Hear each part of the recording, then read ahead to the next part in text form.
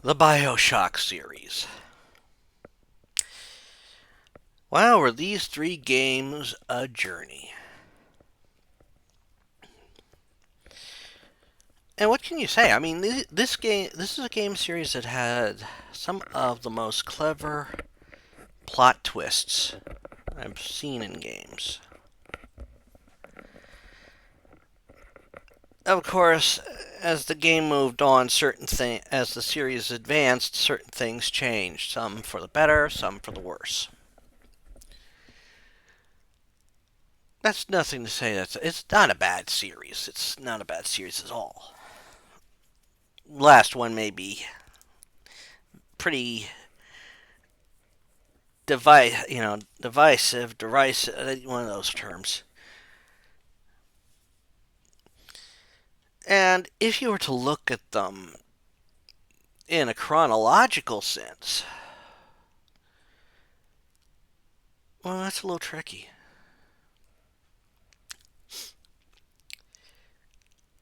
And part of that's because of the nature of the third game.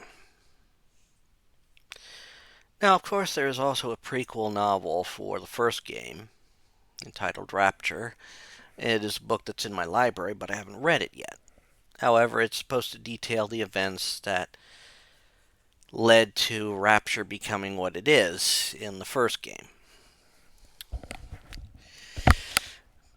But what is the series? Well, the series is basically the dreams of certain men to create an ideal society.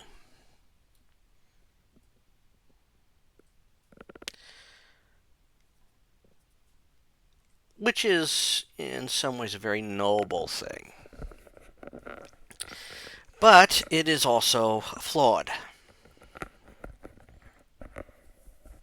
As while you try and make a perfect world, as has done so many times, there is always a flaw.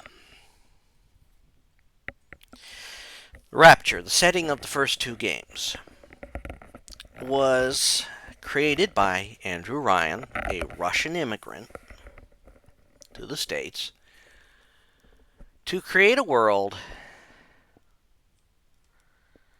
no gods, no government controlling things. It is to be a utopian society.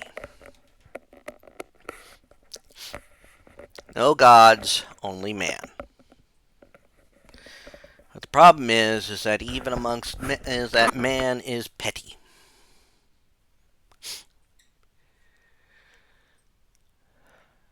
While some men want an ideal society, others want power.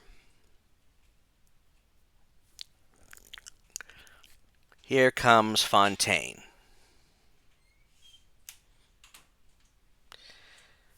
Fontaine wants power. He's a con man. A grifter, always looking for the next big thing. And Rapture was a perfect place for him to advance his goals. And of course, Andrew Ryan, wanting to protect the society he has helped build here, has to go on an offensive. This is why there is no such thing, why utopia means no place, or perfect society, because everything it takes to hold that society in place turns it into a dystopia. And we see the birth of plasmids, which is almost like a drug industry, but only down there. We discover how these things are made, the existence of Adam, and a way to harvest the atom. Thus, the creation of the Little Sisters. And of course, because you've got some crazed people out there wanting this, they need protection, hence the creation of the Big Daddies.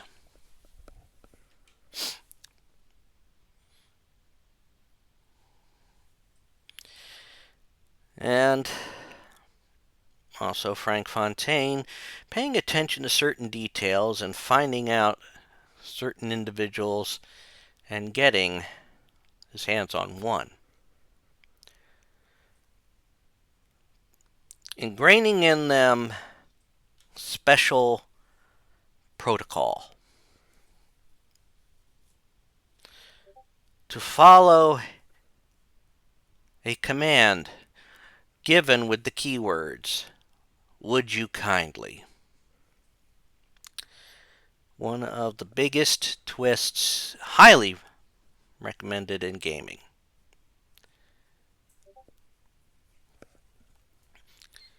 Is this character who you play as in the first game.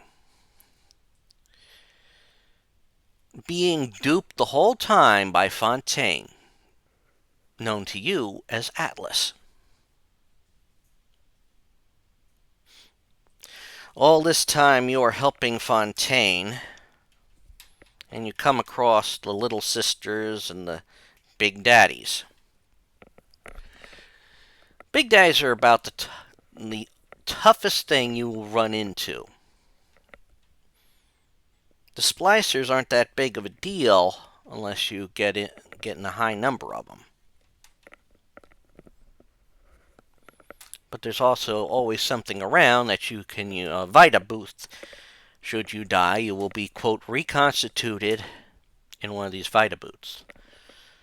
Which makes me wonder how that works when it comes to the consciousness. But I'm not going to go there. That's a talk for another game. One which I played for games my mom found, but we're not talking about that one right now. We'll talk about when I finally put in the play cycle. Oh, please, wheel of names. That kind of thing. But as you go through Rapture, you get to meet some of the more degenerates.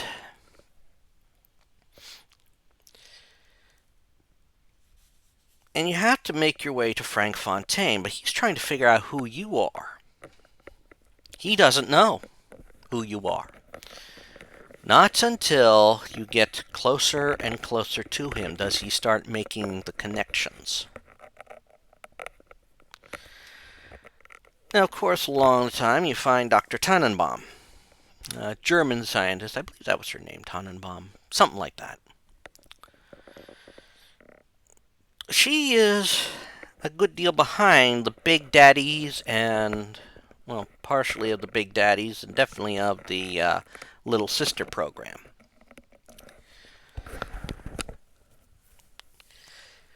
And when you need to get at them, well, to get it, you must harvest it from the Little Sisters. Yep. Now, you're given two choices. And you're allowed a leeway of one mistake. One harvesting. Whenever you catch a little sister after quote,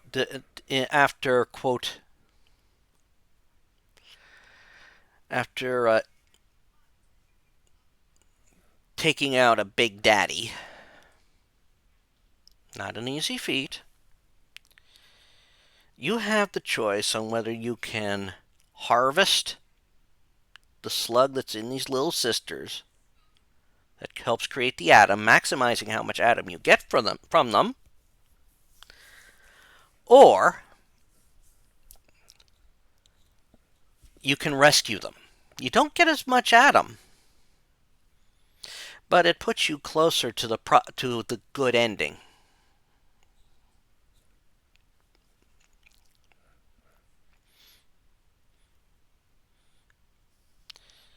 The good ending can be achieved even if you harvest one.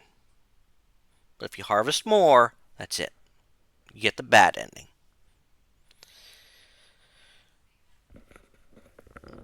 Now, of course, as you're working your way, you are getting past some of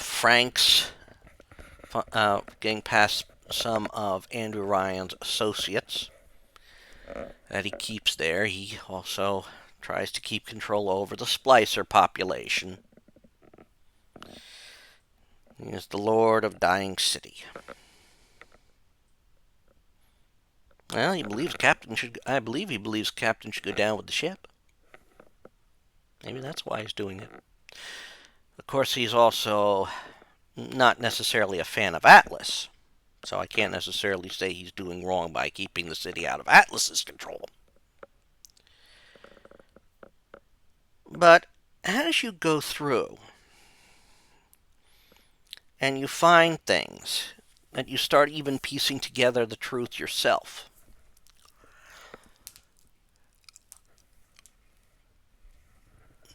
I mean,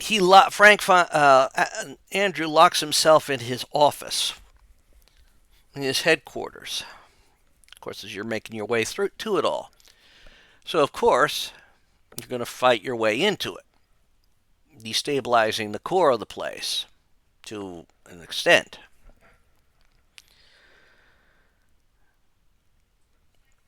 Of course, once you finally reach Andrew, you come across the big discovery. Would you kindly? The trigger words. That's how you're being controlled. You just don't realize it. Andrew has figured out that you are technically his son.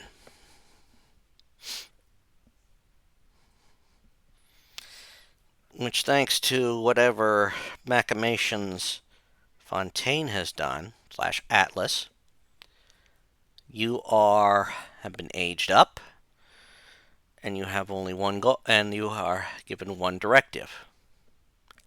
Kill Andrew Ryan. Kill your father. Of course, as everything plays out, you do kill him. He, I think, is hoping that you can resist the programming. But it's too ingrained in you, and you kill him. Atlas reveals he's Fontaine, and of course is prepared to off you so he doesn't have any loose ends. Tannenbaum helps you get past the programming, helps you direct you to where you need to do to fully break all the programming. Because even Fontaine has taken measures in case you get past all that. A little code to start your heart slowing down and seizing up. Ain't he a rat bastard? As you go through it and end up killing going through all this and getting what you need to save you, you also then have to get to where Fontaine is headquartered. But there's only one way to get in there. You need a little sister to help you out, which means that you must put on a pseudo Big Daddy outfit.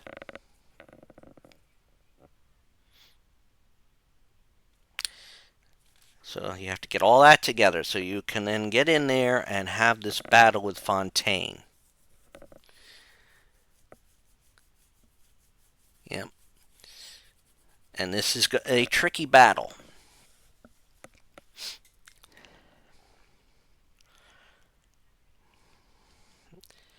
Of course, once you defeat him, you have basically freed Rapture from his control. So it was a short time for him to be in control, game-wise, time-wise.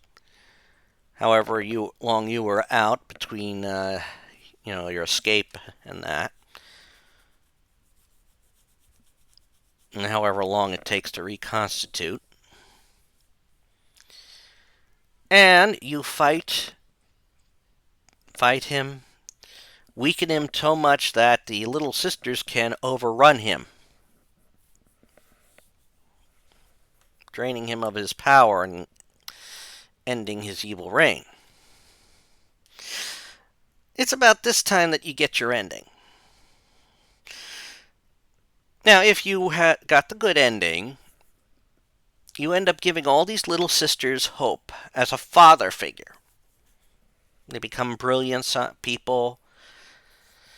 You live out your life, seeing them grow from little girls to mature women.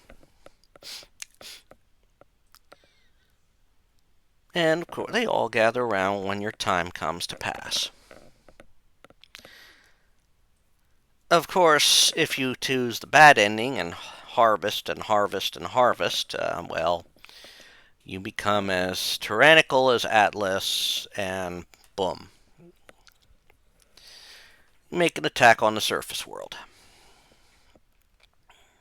Of course, the good ending is what's important, because it leads us to Bioshock 2, where we return to Rapture.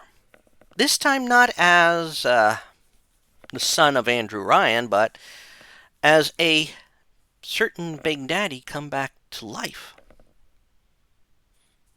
Like almost the first Big Daddy. And things are happening again down in Rapture. Little sisters are being created. But this time by abducting children from the surface world and turning them into little sisters. Somehow you have been revived. This is done by your character's daughter. You see, Sophia Lamb, the psychologist down in Rapture, also had plans of taking over. And she has done so.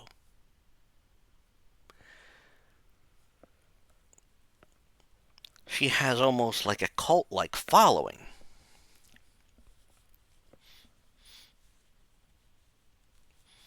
And so, as this Big Daddy, you must now make your way through Rapture to find your daughter, rescue your daughter, because that's what the daughter wants.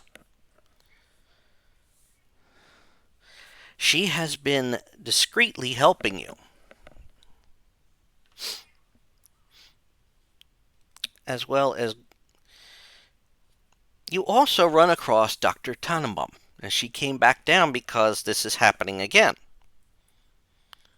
Of course, she knows that she's not safe down there, and manages you to help line you up with someone named Sinclair. Now, Sinclair has done his own wrongs and wants to correct them too. He is not as cynical as Fontaine, as Atlas. And I think part of it is he is interested to see how this Big Daddy that's come back to life is going to handle things. Now, of course, you have new types of splicers. And, of course, other tricks. But, pardon. As you're making your way through this, he's helping you. And unlike in the first one where there is an ability, I think, to go back to previous areas, you don't have that in this one.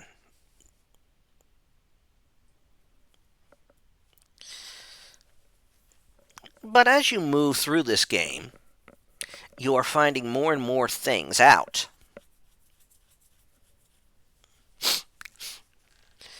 Everybody you meet has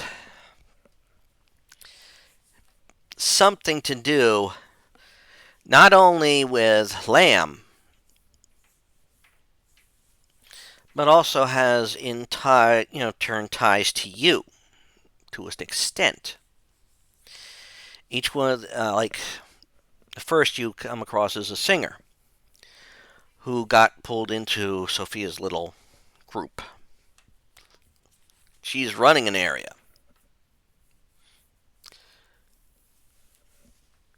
And she was protecting your child at a time.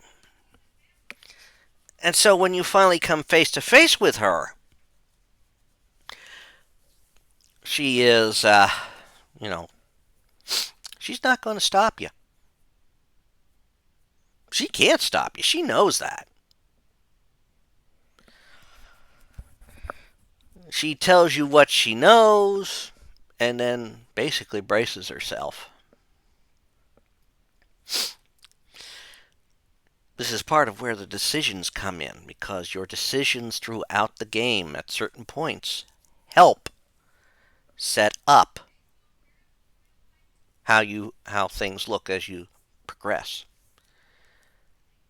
I think even plays an impact on the ending. There is also one other new things that you have to deal with here in Bioshock 2. There are some where you are going around underwater, which is not a big problem for a big daddy, a true big daddy. But you also have to deal with big sisters. See, as you take care of all the little sisters in an area, a big sister will attack. And you will have to defeat that. And she can be a bitch.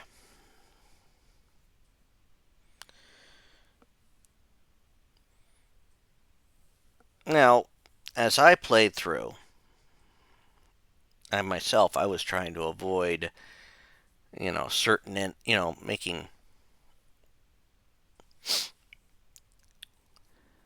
I was trying to make the most humane decisions.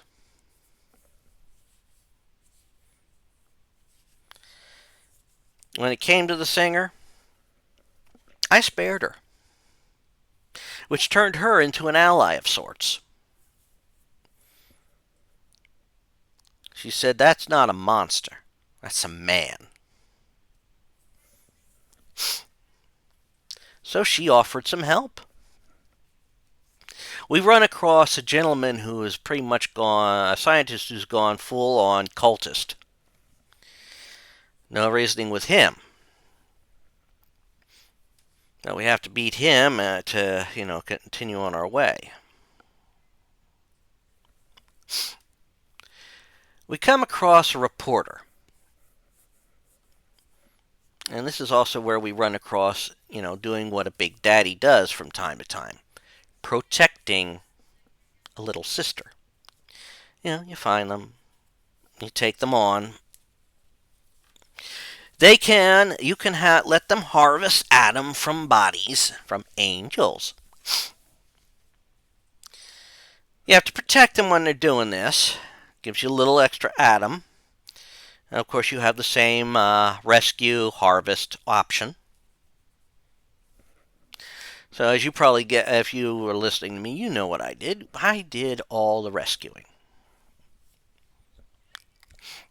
Believe it or not, this is the father in me doing that. Of course, once we get everything and to help this reporter, Sophia reveals to us that he's sort of behind the reason that he's part of the reason we became a big daddy. And we are given the option, of course, of killing him. No, I didn't kill him. Again, it's a choice. We get to a point where we are being asked to gather stuff, sort of in messages left for whomever finds them, i.e., Big Daddy, you, Subject Delta, as he is a scientist who is losing his mind because he was the prototype of what Sophia wants to do with her daughter, your daughter. She's the mother, you're the father. And this is basically, since he was not the right type of match, he knew he was going to go completely and utterly insane. And so to whomever finds this and can get through, please help me, put me out of my misery.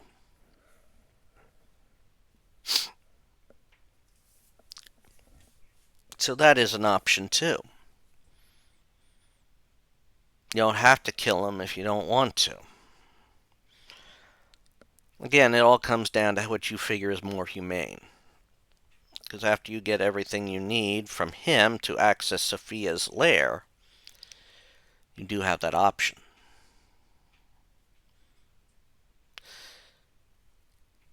And of course, all this time, you've got to deal with Big Daddy's little sisters, or big sisters,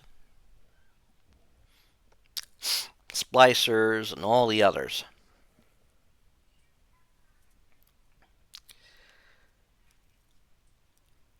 And eventually, you get to the lair of Sophia Lamb, where she comes up with the one way that she can to stop you. Every big daddy is bonded with a little sister, especially the series that Delta is in. Delta is bound to his daughter.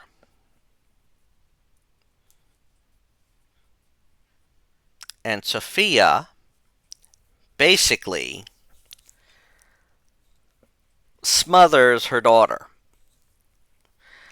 Not an, but she's done it in the situation that we can instigate death, hence stopping the Delta enough to be able to restrain him and strap him down, or to the point where, and then revive her so that the bond is broken. You're not bound to her. Of course, once secured,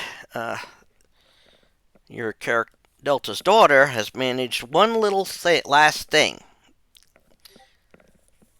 where our Big Daddy can possess a little sister. And so you run around as a little sister. Look, Daddy, angels! You are seeing rapture between the rose-tinted eyes of a little sister. And my God, does it look different. Of course, this is all in order to get the things together so that your daughter can now take on the form of a big sister. It's the only way to be able to stop Sophia. And of course, once that's done, you are in a race to get out of there as things are going kerblooey. Escaping a diving bell, which Sophia Lamb has already started to take, so you have to catch up and, of course, stop her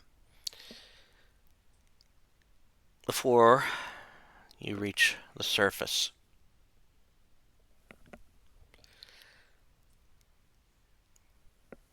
Your choices have an impact on the ending again. If you've chosen more compassionate routes, you have a positive effect on your daughter, allowing her to leave Rapture, taking care of what little sisters they've rescued. If you failed, well, she's not a nice person after that.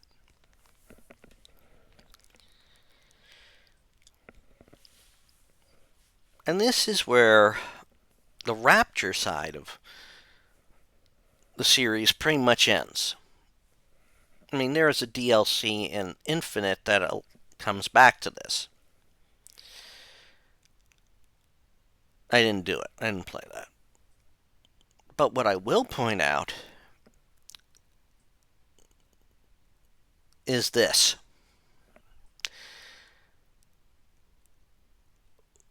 We have Bioshock Infinite, which shows that there has been some connection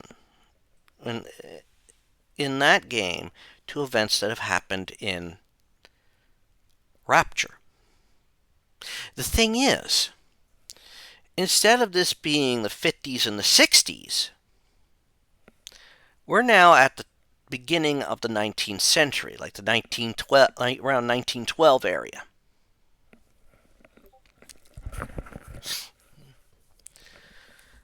In this one, you play a gentleman named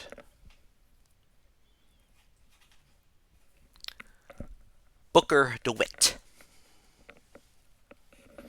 You have been hired by two mysterious individuals who are almost like twins. In essence, they are twins, to a degree.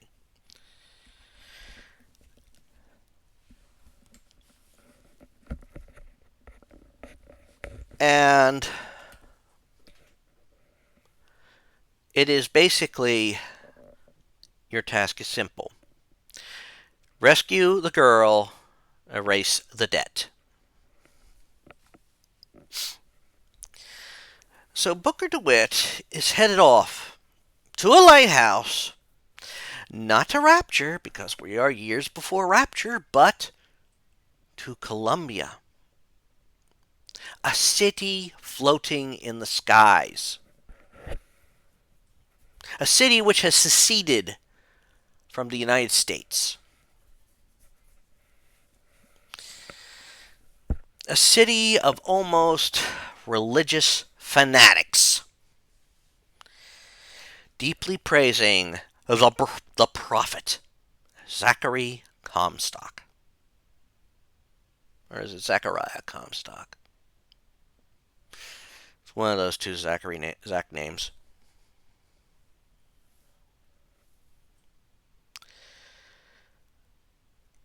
Well, you arrive, of course, to fully go into, you must endure a baptism, which Booker almost went through one before.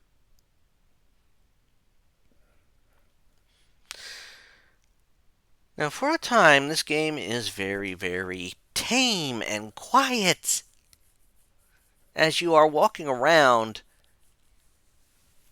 Columbia, a city floating in the skies. But as you are floating, things are, they are in a celebration. In fact, you somehow win a raffle and allows you to take part in the festivities. Festivities which would basically be, they have a couple, a mixed couple. A Caucasian man and an African American woman. This is a terrible thing to the people of Columbia,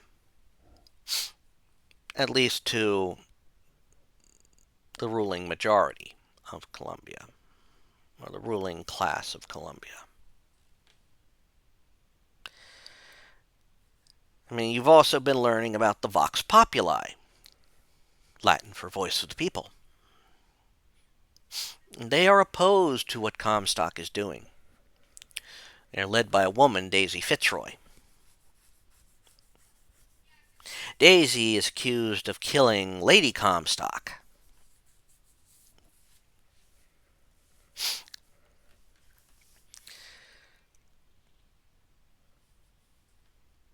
So, but the Vox Populi are trying to fight for equality. And the status quo, which shamefully too was at that time, was more white supremacy. Not as much so with the guys in the white hoods and that, but, you know. They have their own version of that up in the city that acts as sort of like a secret police state. The Crows, they call them.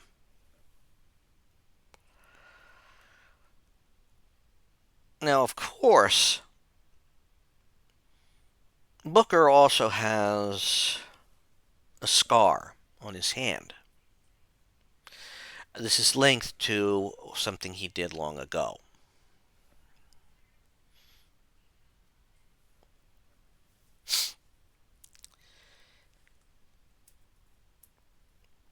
But as the story plays out, once you have that option of either throwing at the mixed race couple or, throw it at the Barker, because let's face it, he's promoting this shit, promoting you, throwing it at them, so why not throw it at the Barker? He's a piece of shit as it is. This is when they see the scar, which is the mark of the false prophet. And they have been warned for years of the false prophet.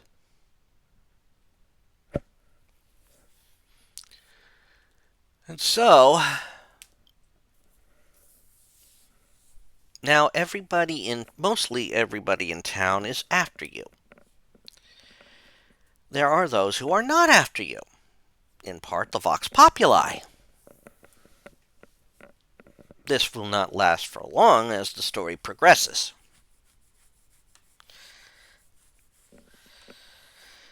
But you must make your way to Monument Island, where the girl is being kept. The girl is Elizabeth Comstock.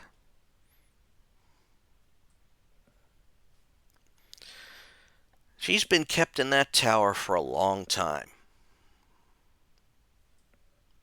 She wants to get out of there. Hey, somebody coming to take me away from here? I'll gladly go with. Of course, the problem is that you must deal with the songbird. And Columbia has its own set of nasties around. You got the people. You've got automatons called patriots. Oh, yes, and part of Comstock's religion is focused around three of the founding fathers of the United States of America. Washington, Franklin, and I think Jefferson. Spouting their words as gospel and all that.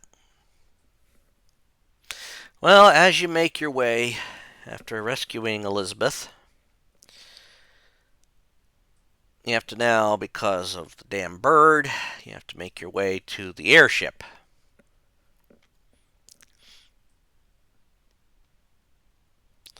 Now, of course, Booker wants to get her back to the people who hired him to get her. She wants to go to Paris. We have a slight disagreement once we get to the ship, and of course, after an ambush. Elizabeth is learning fast that you may not want to hurt people, but sometimes you're stuck and you have no choice. Something DeWitt knows very well, as he served in the military as well, and he did some things he's not too pleased of.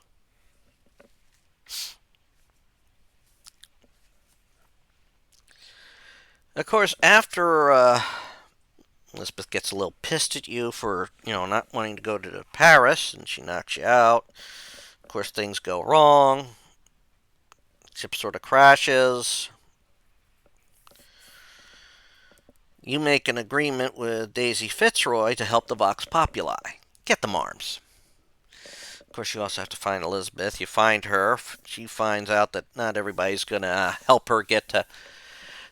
about right now, the only real ally she has is Booker DeWitt.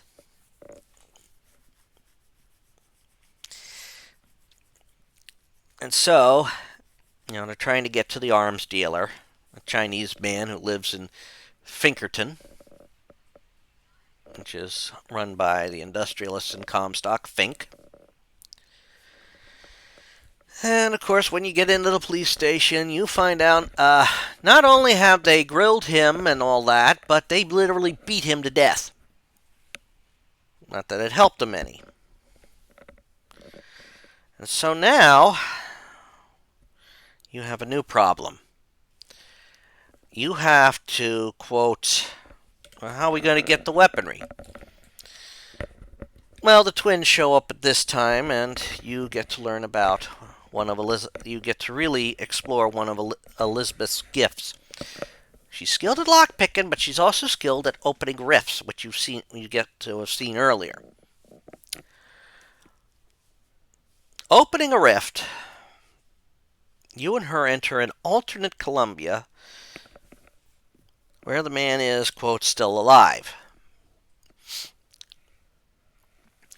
And you try and, get the arms. Only again, to get to where you can get them and jump into another timeline where not only is all hell breaking loose, but the Vox Populi, well, you were apparently a fighter for the Vox Populi, and you're dead. So obviously, this does not work well in Daisy Fitzroy's eyes. Obviously figuring you are a fake trying to destabilize things. So now the Vox Populi are after you as well as Comstock forces. And about the only way you're going to be able to really put a stop to the Songbird is to get into Comstock's home. Well, throughout the whole events, Elizabeth has ended up in clothes reminiscent of her mother. So now she has to head to her mother's grave. And also in sort of reviving a siren spirit of her mother, which is not too happy and we learn things. We learn that Elizabeth's mother is not her mother, biologically speaking. We are also learning things. Elizabeth is not her mother's daughter. And it seems Zachary Comstock is sterile. So, how in the world is Elizabeth? Does she exist? We've also learned that some sort of incident happened in Elizabeth's youth that cut off the tip of her pinky.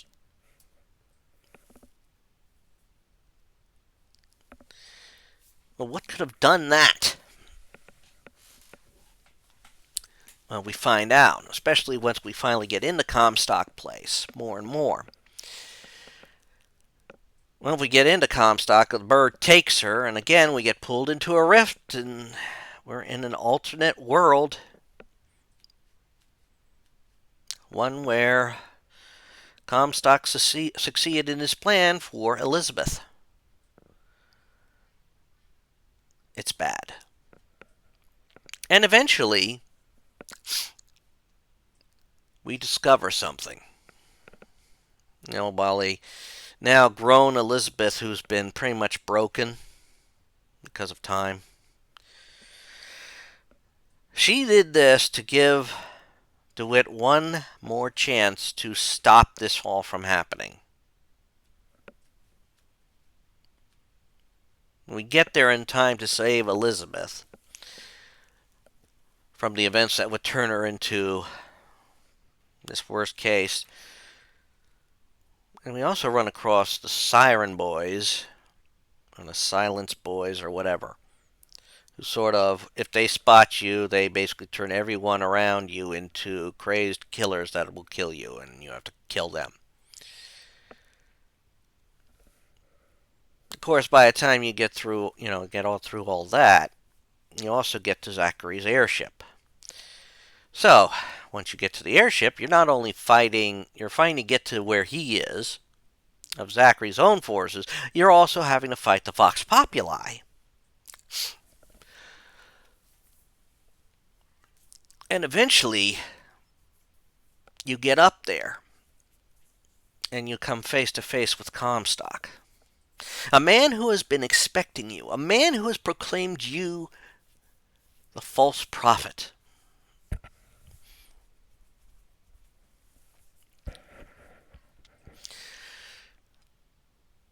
And you take him out in what seems like an anticlimactic bit of chicanery. He drowns. You win. Yay, you. And then it happens. Then We figure out what we have to do with the songbird. Cage, not necessarily meaning cage, but maybe meaning CAGE. Notes that help control the songbird. Of course, once you have the songbird on your side, you now must take the airship and crash it into Monument Tower, which is actually a giant dampening device sealing, controlling or hindering or suppressing Elizabeth's power to open tears. You've also discovered these tears will open up to alternate worlds. Not only that, they open up holes in time and space. I mean, I came across one that you had girls just want to have fun playing from it. Brilliant choice, if you ask me, from the 80s.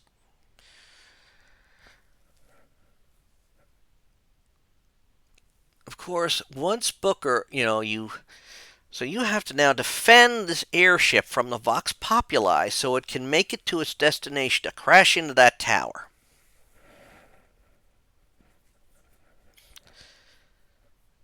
That is one hell of a battle. And yes, I went through it multiple times just to get it right before lowering the difficulty. Once you get there, you have a brief sojourn to Rapture, and a brief sojourn around all the lighthouses, seeing all the possibilities with you and Elizabeth, sort of walking almost, in tandem, coming from different directions. And then you go back to the moment that began. At the moment you killed Comstock, but you didn't get rid of all the Comstocks. And you learn how Zachary Comstock came to be. You also learn how everything came to be.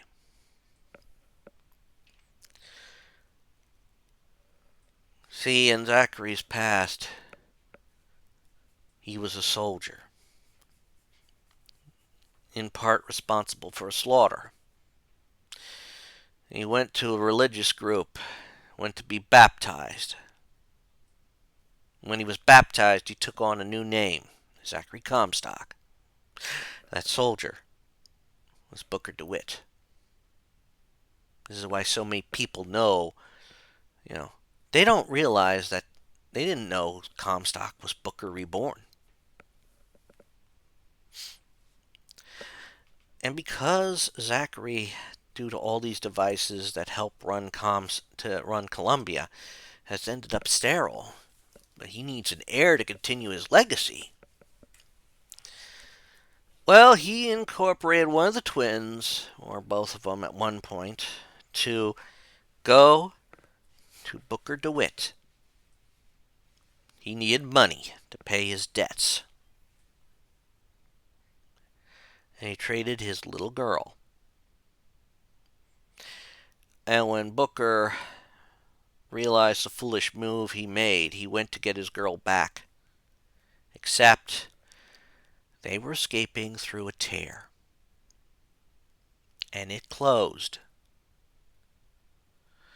All that made it through of Booker DeWitt's daughter was her pinky, the tip of her pinky.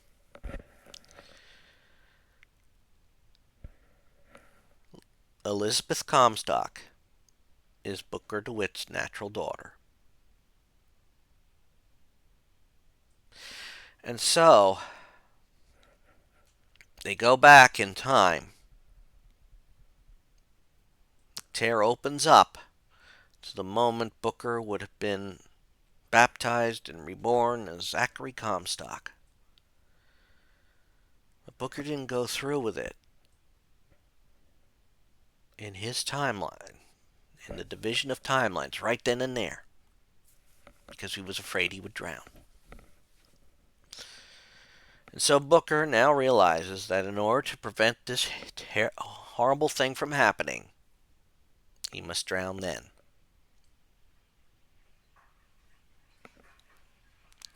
Thus wiping out Comstock, everything that came from that. Columbia, Elizabeth. And even though there were rifts that have these characters interact, according to the DLC,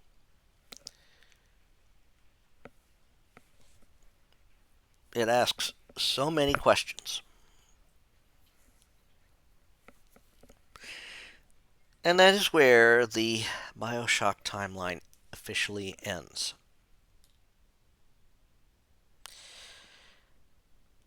Now, aside from the whole, white supremacy thing that was evident in Colombia in the course of the third game, this is a pretty good series in my book. Of course, it made me hate the people in Colombia. I had to keep telling myself that it was how unfortunately things were back in the 1910s. And like I said, these games had some ups and downs.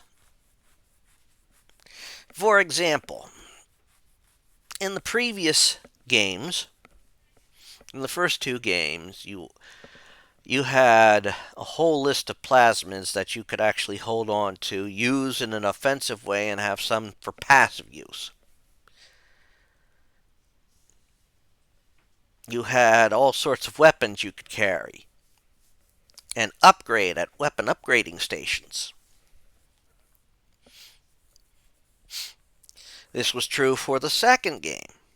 The third game, you could only carry two weapons, and you could activate bonuses for, enhancements for each weapon. You had to purchase them.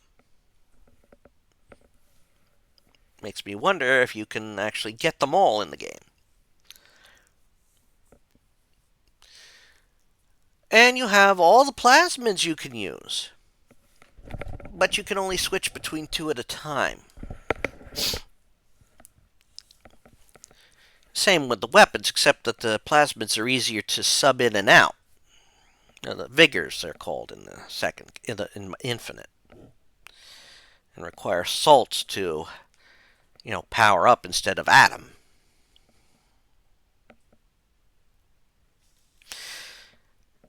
The first two games even had a hacking system to make everything cheaper. Where in the second one, you have to charm the machine to make it give you lower prices. Which I probably should have did more when I played through it, but it was just so aggravating to constantly have the white supremacy. But the hacking game in the first one was more like an old game called Pipe Dream or something like that, where you have to connect the pipes from where it's starting to where the last part is. But the trick was you had pipes that could speed things up, you had pipes that turned, you had pipes that slowed things down. Oh, and you can also uncover alarms or broken fuses that would basically hurt you or summon security. Which makes it more difficult to get through things. And with that first one, you could even get in a situation where there was no way to win.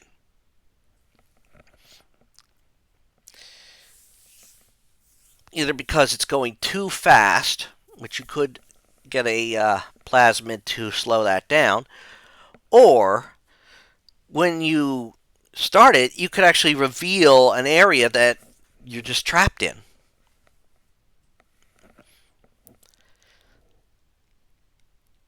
So, what do? You have your only choice is to lose. They fixed that in the second game because instead of doing the pipe thing, it's just, hit the trigger at the right spots. And certain spots could give you a bonus, and others could just end it for you.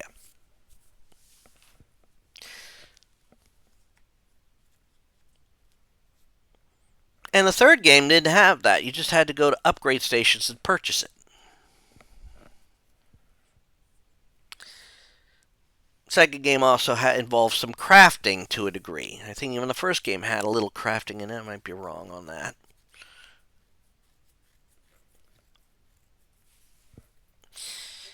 But second game, like the third game, had its good qualities, good challenges, some that required thinking. Hell, when you have Elizabeth with you, you can get, during battle, she can toss you either ammo or health or salts if you need them. Even when you're going around, she'll find stuff and, hey, here's a coin, you know. And she was an expert lock picking. Hey, you can't read all the time when you're stuck in a tower. Yeah, exercise your mind in other ways. Picking a lock. The whole series as a whole is a good story. Some of it can be very trying.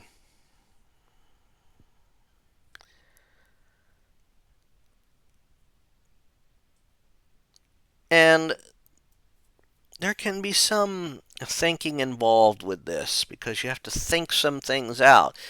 There are options in some of these, and side quests you can come across. But overall, it is a decent series, and at some point I'm hoping to read Rapture. I don't know when that'll happen, but it'll be. I do plan to read it. But that's all I'm going to say about Bioshock as a series as a whole. And if you've listened all the way through, thank you very much, and have fun all, and take care. Bye.